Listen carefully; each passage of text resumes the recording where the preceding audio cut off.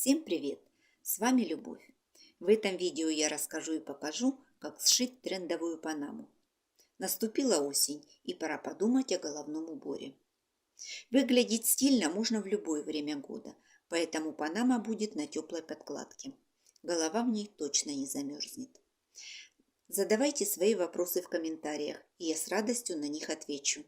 А также подписывайтесь на мой канал с колокольчиком, чтобы смотреть больше интересных видео. Так как панама будет осенняя или весенняя, для ее пошива можно использовать любую плотную ткань. Я сегодня буду шить из ненужных джинсов. Для подкладки возьму обрезки бязи и остатки свитера из ангоры. Его я буду использовать для утепления. Начну с выкройки. Для нее понадобится всего одна мерка. Объем головы. В моем случае это 54 сантиметра. Делю его пополам и строю два прямоугольника длиной 27 сантиметров. Высота первого 7 сантиметров. Это будут поля панамы. Высота второго 8 сантиметров. Это тулья. На втором прямоугольнике откладываю 1,5 сантиметра с каждой стороны и посередине вниз. Соединяю полученные точки.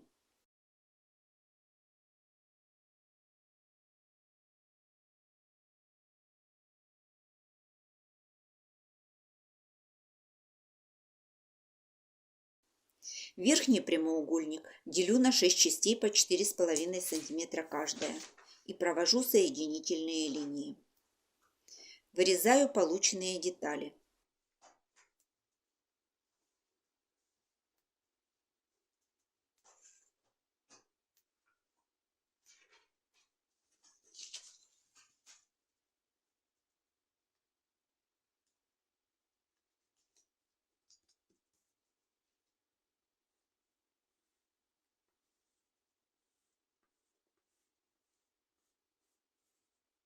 Тулья готова, а поля буду моделировать. Делаю надрезы по линиям почти до конца. Раздвигаю на 1 см и фиксирую малярным скотчем.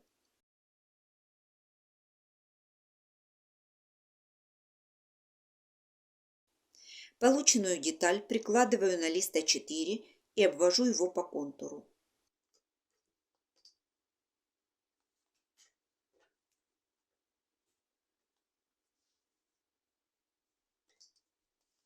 По бокам добавляю по 1 сантиметру.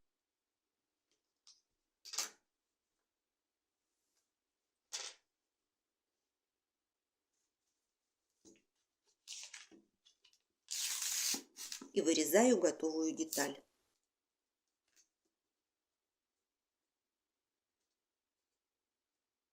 Теперь донышко панамы. 27 сантиметров делю на 3/14. Получается 7,5 сантиметров. Это радиус.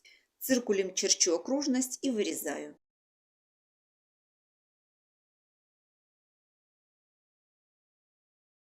Выкройка готова. Получилось 3 детали: тулья, поля и донышко. Разрезаю джинсы по швам. Отпарываю карманы, они мне тоже пригодятся. Раскладываю выкройку на ткани и вырезаю детали кроя. Крою детали попарно. Ткань складываю лицом к лицу. Для тульи я приготовила 2 заготовки в стиле пэтчворк. На ткани наметила ширину тульи и настрочила кусочки джинсовой ткани. Срезы оставила открытыми и слегка их разлохматила. Для подкладки бязь сложила с кусочками свитера из ангоры и простегала их вместе. В итоге у меня получилось 6 деталей для полей. 2 детали из плотного джинса, только с боковыми припусками на швы, и 4 детали из основной ткани. Не забывайте кроить детали в зеркальном отражении. Донышко 2 детали. Лицевая сторона, ее я проклеила дублерином. И подкладка из стеганой заготовки.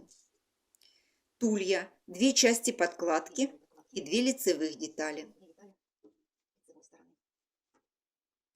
Для начала соединила все боковые швы на всех деталях, разгладила в разные стороны. Приступаю к сборке. Начну с подкладки. Донышко складываю пополам, Определяю середины. Соединяю их с боковыми швами на тулье. И потом по кругу соединяю все срезы.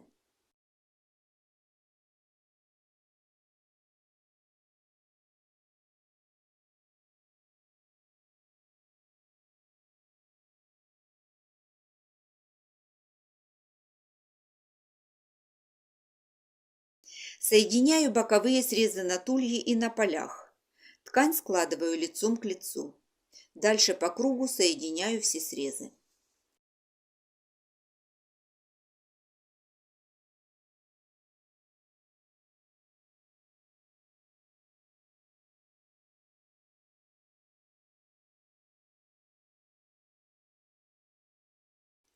Прокладываю соединительные строчки по верху и низу тульи. Выворачиваю. Припуски загибаю в сторону полей и прокладываю отделочную строчку 0,2 см. Вверху загибаю припуски в сторону тульи и тоже прокладываю строчку 0,2 см. С подкладкой закончила. На этом этапе уже можно примерить панаму. Откладываю в сторону и перехожу к сборке деталей лицевой стороны. Здесь все так же. Соединяю тулью с донышком и полями. Прокладываю строчку.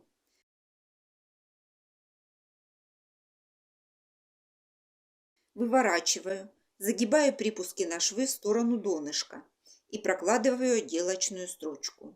Внизу закладываю припуски на швы в сторону тульи и прокладываю отделочную строчку. Если вы заметили, припуски на подкладке и основной детали я загибала в разные стороны, чтобы не было утолщения на швах. Сейчас на лицевую сторону можно пришить лейбочку или другое украшение. Выворачиваю наизнанку обе детали. Совмещаю боковые срезы и прихватываю иголкой в нескольких местах. Так подкладка не будет отделяться от лицевой части. Панама будет лучше держать форму. Выворачиваю.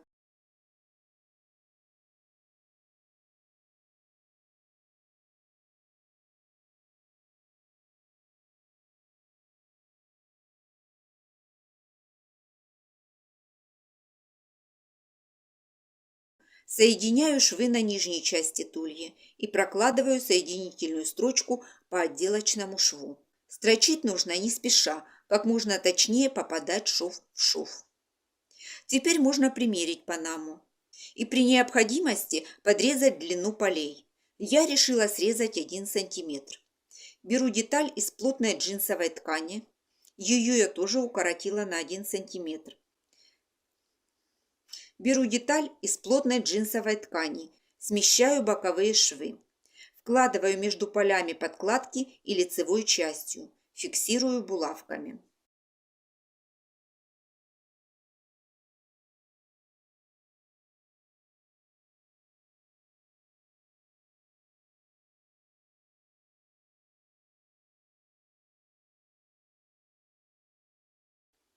Прокладываю отделочную строчку. Ширина между строчками 0,5 см. Ножницами делаю надрезы по краю, захватывая обе детали. Чем чаще, тем лучше. При помощи распарывателя разлохмачиваю край. Панама готова. На подкладке донышка я пришила лейбочку. Все швы выполнены аккуратно. Благодаря уплотнителю панама хорошо держит форму.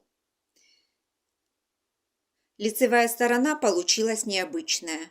Поля к низу слегка расширены и хорошо держат форму. Такая панама подойдет к любому образу. В ней будет тепло и комфортно. И несмотря на то, что на улице осень, такую панаму можно носить до самых холодов и выглядеть модно и стильно. Панамы еще в тренде. Носите с удовольствием.